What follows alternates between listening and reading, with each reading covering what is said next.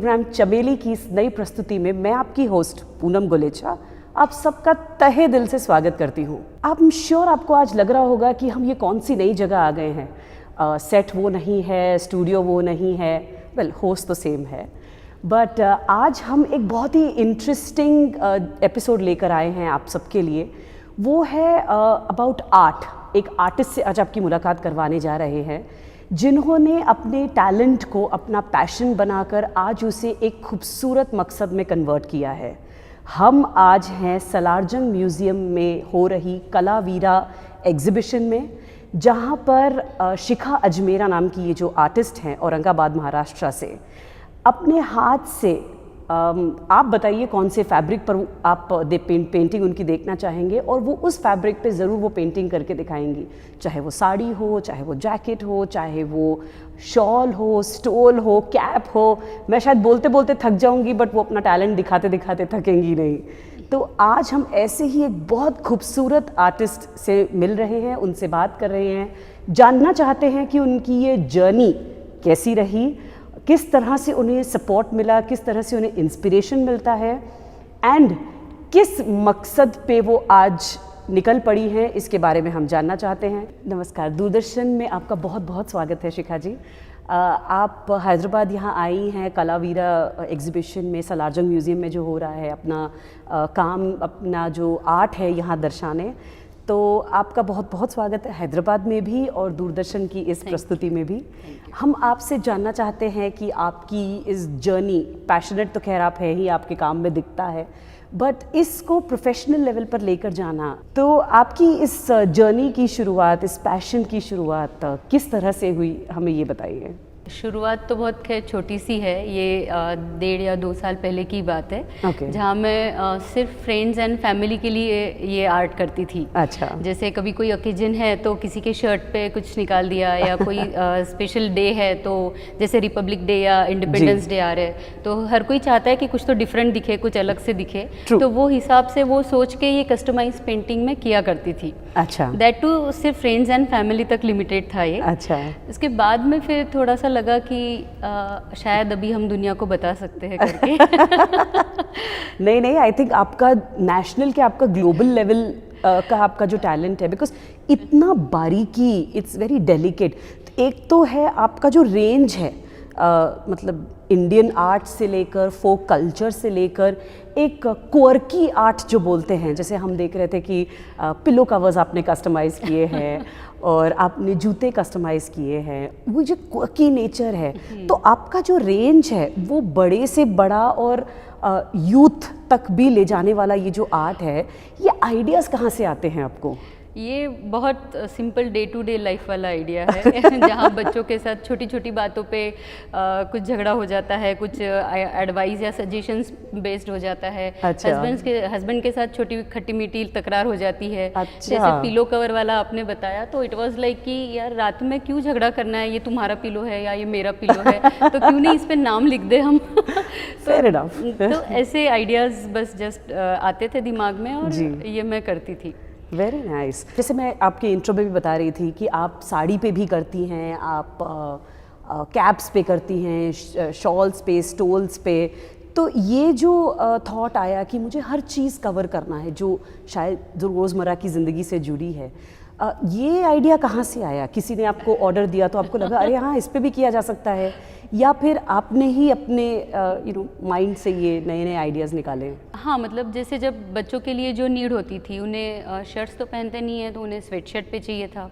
Sports खेलते हैं तो स्पोर्ट्स वेयर पे एक आध कोई प्रिंट चाहिए होता है, या फिर धोनी या विराट कोहली का उन्हें जैसे 18 नंबर दे दो या 7 नंबर दे दो मम्मी। तो काइंड ऑफ हुआ था, मतलब शुरुआत फ्रेंड्स एंड फैमिली से ही हुई। अच्छा। और बस इसी तरह से आइडियाज़ आते गए, कभी शर्ट्स पे बना लिए, कभी जैसे बीच में कोरोना के टाइम पे मास्क और ये बहुत चल रहा था। जी। तो वो चक्कर में मास्क पे भी बनाया, तो ये बहुत रूटीन वाला था।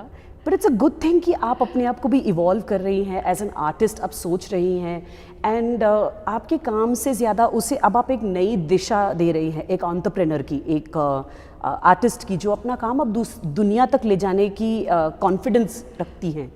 तो ये एक एग्जाम्पल भी है उन लेडीज़ के लिए, उन लोगों के लिए रादर, जो ऐसी अनकन्वेंशनल सी फील्ड में जाकर अपना टैलेंट अगर दिखाना चाहते हैं तो ये उनके लिए भी एक इंस्पिरेशन है। सो योर ऑफ कोर्स ये बैकअप जो आएगा ना आपको फ्रेंड्स और फैमिली के साथ ही आएगा। जब फैमिली और खासकर जब बच्चे हो साथ में, तो जब ये लोग आपको सपोर्ट करेंगे ना तो तब ये डेफिनेटली ये वाला कॉन्फिडेंस आप में आ सकता है। जी, दैट्स वेरी नाइस। सो आप औरंगाबाद से हैदराबाद शायद पहली बार आई हैं, और ऐसे तो हम मतलब हमारे रिश्तेदार हैं तो बस कभी काम के सिलसिले में, बट हाँ काम के सिलसिले में ये नई शिखा का एक चेहरा है, जो एंटरप्रेन्योर शिखा है, जो पहली बार हैदराबाद आई है, कह सकते हैं जी। सो ये जो प्लेटफॉर्म या ये जो जगह मिली है आपको सालारजंग म्यूजियम में अपना प्रदर्शनी करने की, इसका रिस्पॉन्स कैसा रहा? जो देखने आते हैं, जो आपसे मिलने आते हैं, जिन्होंने आपका काम देखा है, आपको हैदराबाद का ये वार्मथ या ये रिस्पॉन्स कैसा लगा? बहुत ज़्यादा है ये एकदम ओवरवेलमिंग है। अच्छा। क्योंकि सालारजंग म्यूज़ियम में बहुत ज़्यादा फुटफॉल है, और आई थिंक नॉर्मल पब्लिक के साथ यहाँ आर्टिस्ट भी उतने ही लेवल पे आते हैं। वाओ। तो जो आपके कला को, आर्ट को एक अलग ही नज़रिए से देखते हैं, और वो हमें भी सीखने मिलता है कि एक्चुअली यार इसके अलावा और बहुत है अभी तक सीखने के लिए, ये कुछ भी नहीं है जो हमने किया है। और हैदराबाद से बेटर और जगह क्या हो सकती है? यहाँ तो इतना आर्ट है। एब्सोल्युटली ये बेस्ट रहा, ये एकदम बेस्ट था। Very nice, very nice. तो अभी तक आपने कहाँ अपने एग्जीबिशंस या अपना काम अभी तक आपने बताया है? एक्चुअली पुणे, जहाँ हम पहले औरंगाबाद में रहते थे, तो वहाँ से कुछ ही दूरी पर है पुणे जी। वहाँ मैंने जस्ट स्टार्टअप बोल के मैंने वहाँ एक बार एग्जीबिशन लगाया था। लेकिन हाँ, बड़े लेवल पे मैंने दिल्ली में आप कह सकती है लगाया, जो बिनाले हुआ था लाल किला में। श्री नरेंद्र मोदी जी के हाथों इनॉग्रेशन हुआ था उसका वो समय पे, तो उसमें लगाया था। तब मेरे ख्याल से पुश हुआ ये इसके लिए। Very nice. एक अपने आप में भी कॉन्फिडेंस आता है जब मतलब आप अपने काम को इस लेवल पर लेके जाएं, लोग देखें, उसकी तारीफ करें। Of course as an artist आपको भी काफ़ी कॉन्फिडेंस मिलता है। सो ये जो आपकी एक नई जर्नी की शुरुआत हुई है, खैर ये तो आपका काम है, आप कर ही रही हैं, बट इसके अलावा आप एक बहुत अच्छा काम और ये कर रहे हैं कि आपका जो ये प्लेटफॉर्म आपको मिला है और आप ऐसे गुमनाम आर्टिस्ट तक ये आप प्लेटफॉर्म लेके जाना चाहती हैं, इसके बारे में हमें बताइए। ये मैंने दूसरा वर्टिकल शुरू किया है लेटेस्ट में जी। बिनाले से ही एक्चुअली ये मैंने स्टार्ट किया है। जब बिनाले में एग्जीबिशन पुटअप किया था तो वहाँ पर मैं कुछ ऐसे आर्टिस्ट से मिली। इन आर्टिस्ट लोगों से ऐसी मुलाकात हुई कि जहाँ पर ये एकदम दूर दराज के गाँव से आते हैं। जैसे बहुत अब इतने स्टेट्स हैं इंडिया में, इतना आर्ट और इतना कल्चर है बताने के लिए, और ये उन इतने गांव से आते हैं ना, तो इनको पता नहीं होता है एक्चुअली इनका आर्ट कहाँ पे जा सकता है जी। वहाँ पर हमें ये आइडिया क्लिक हुआ कि इन्हें प्लेटफॉर्म मिलना चाहिए। Very nice. इन्हें हेल्प करनी चाहिए करके। Very nice. तो वी वर लाइक कि हाँ, अभी इनके साथ जुड़ के इनके आर्ट को अब आगे बढ़ाएंगे। फिलहाल तो ब्रांड मेरा लग रहा है यहाँ पर लेकिन हाँ, ये सेकेंड वर्टिकल हमने शुरू किया है आर्टिस्ट के लिए। अच्छा, नहीं बट उन्हें भी एक रिकग्निशन, उनके काम को एक हाई लेवल पर या फिर ज़्यादा से ज़्यादा लोगों तक पहुंचने की ये जो आपने कोशिश स्टार्ट करी है, I think it is very commendable. क्योंकि इंडिया में बहुत आर्ट है। बिल्कुल, आप हर स्टेट का अलग होगा। जिस कॉर्नर में जाओ ना, आपको एक नया आर्ट मिलेगा। बिल्कुल बिल्कुल। और उतने आर्टिसंस भी उतने ही है सिर्फ उन्हें पहचानने की ज़रूरत है। करेक्ट। कैसी बात है कि उन्हें डिस्करेजमेंट मिलता है बिकॉज उनका आर्ट शायद सही जगह पे नहीं पहुंच पाता, एंड जो सेकेंड जनरेशन है वो शायद ये काम नहीं करना चाह रही बिकॉज शायद फाइनेंशियली इतना लुक्रेटिव नहीं है।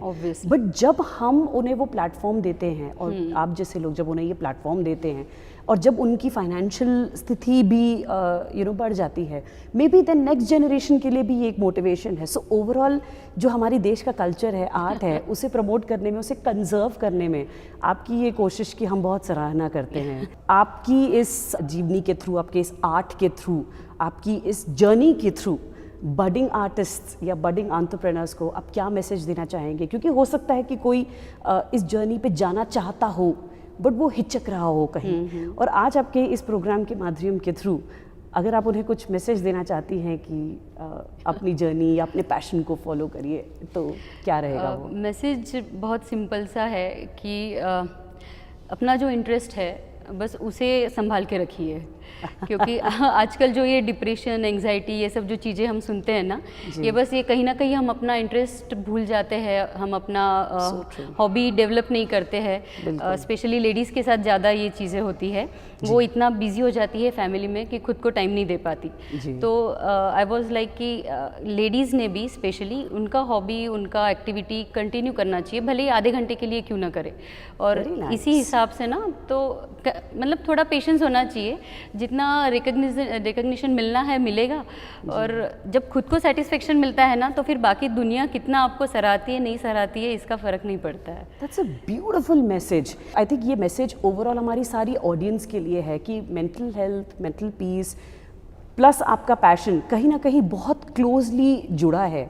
और अपने पैशन को, अपने इस इंटरेस्ट को जिस तरह से शिखा जी फॉलो करके आज इस लेवल पर लेकर आई हैं, खुद की सेटिस्फैक्शन से ज़्यादा वो दूसरों की भी मदद करके उन्हें उस लेवल तक पहुंचाने की ये जो कोशिश कर रही हैं, it is commendable, it is really commendable. हम रियली चाहते हैं कि हमारे इस प्रोग्राम के माध्यम से आपको और काम मिले, आपकी और पहचान हो, आपके कई सारे आर्टिस्ट आपके साथ जुड़े।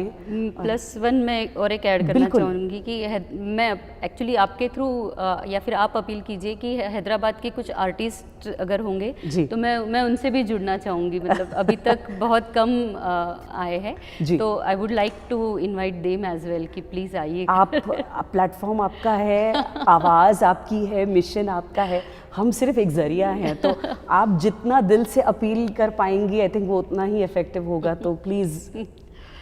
एक्चुअली मैं आर्टिस्ट से अपील करना चाहूँगी कि ये एक प्लेटफॉर्म आपको मैं देना चाहती हूँ जहाँ पर आप आपका टैलेंट, इंडिया का आर्ट और कल्चर जो भी है आप आपके पेंट के थ्रू, आर्ट के थ्रू दर्शाना चाहते हैं, तो बिल्कुल शिखास कारीगरी ये आपके लिए प्लेटफॉर्म है। आप आइए, हमसे जुड़िए और हम भी आगे बढ़ेंगे और देश को भी आगे बढ़ाएंगे। सो हार्टफेल्ट, मतलब आप रियली अपने काम के थ्रू लोगों से जुड़ना चाहती हैं, और ये जो आपने प्लेटफॉर्म बनाया है, हम चाहते हैं कि ये मैसेज ज़्यादा से ज़्यादा लोगों तक पहुँचे। दूरदर्शी जो पहुँच है वो एक नेशनल स्तर तक है, जो हम गांव-गांव तक पहुँचते हैं। तो आई एम होपिंग कि जब लोग ये आपका मैसेज देखें तो ज़रूर आपसे जुड़ने की कोशिश करें। मुझे ये बताइए कि आपका ये काम देखते देखते मैंने देखा काफ़ी पिक्चर्स हैं यहाँ पर जो एक रीजन स्पेसिफिक हैं, या फिर जैसे क्वर्की हैं, या फिर वहाँ पे एक मेरी जो मुझे पर्सनल फेवरेट लगी वो है सचिन तेंदुलकर के लिए जो आपने बनाया। इस तरह से आपके जो हाइलाइट्स रहे हैं, या जो आपके दिल के एकदम करीब जो आपका काम रहा है, इस प्रोजेक्ट्स के बारे में हमें बताइए जो करके आपको बड़ा मज़ा आया। एक्चुअली अगर सबसे पहले मैं अगर कुछ बताऊँ तो जैसे मैंने पर्सनालिटी डेपिक्ट करते हुए कुछ शॉल्स बनाई थी। अच्छा। सबसे पहले मैंने वहीं से शुरुआत की थी कि मेरे हस्बैंड के लिए मैंने एक शॉल बनाई थी, जहाँ पर मैंने उन्हें जो जो पसंद है, जिसमें उनका इंटरेस्ट है और वो जो जिस तरह से आगे बढ़े हैं, तो इस तरह से वो एक शॉल पे मैंने डेपिक्ट किया था। तो कुछ बड़े लेवल पे मैंने यहाँ पर एक रेड शॉल है जो राष्ट्रपति जी के लिए बनाई थी, तो उसी तरह से वो पूरे शॉल पे मैंने जहाँ उनका जन्म हुआ इंडिया में, वहाँ से लेते हुए उनका क्वालिफिकेशन, उनके इंटरेस्ट और आगे वो क्या कर रहे हैं, उनके हॉबीज़ को दर्शाते हुए एक शॉल बनाई थी। अच्छा। उसके बाद अभी लेटेस्ट में हमने यूनिटी थीम पर कुछ प्रोडक्ट्स बनाए हैं। जैसे जिस हिसाब से हम लोग वॉर देखते हैं या कुछ जो भी इंडिया में कभी कभार जो चलता है तो वो हिसाब से वो यूनिटी थीम ध्यान में रखते हुए हमने कुछ 3-4 साड़ीज़ बनाई थी, जिसमें डिफरेंट फेसेस है इंडिया के जो लोग रहते हैं, और जो different hands holding together type में भी कुछ एक साड़ी बनी है। और वसुदेव कुटुंबकम जैसे थीम दी है हमने उसको। अच्छा।